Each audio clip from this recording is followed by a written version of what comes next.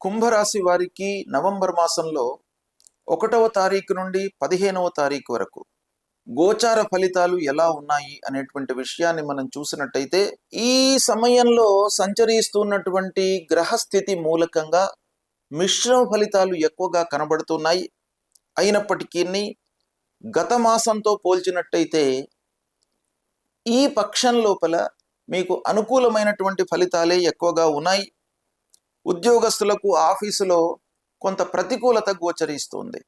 అంటే తోటి ఉద్యోగస్తులతో, అధికారులతో, హైయప్స్తో లేదా క్లయింట్స్తో కొంత ఇబ్బందులు ఉన్నాయి. కనుక ఉద్యోగస్తులు కొంత జాగ్రత్తగా నిర్ణయాలు తీసుకోవాలి. ఈ పక్షంలో శని, గురువు, రాహువు, కేతువు ముఖ్యమైనటువంటి గ్రహాల యొక్క ప్రతికూలత ఒక పక్కన ఉంది. కనుక ఈ గ్రహాల యొక్క అనుకూలత కొరకు పరిహారం చేసుకోవడము తప్పనిసరి. సద్గురువులను సందర్శించుకోండి. దక్షిణామూర్తి స్తోత్ర పారాయణం చేయండి. హనుమాన్ చాలీసా చదువుకోండి. అమ్మవారి దేవాలయానికి వెళ్ళండి నిత్యం కూడాను.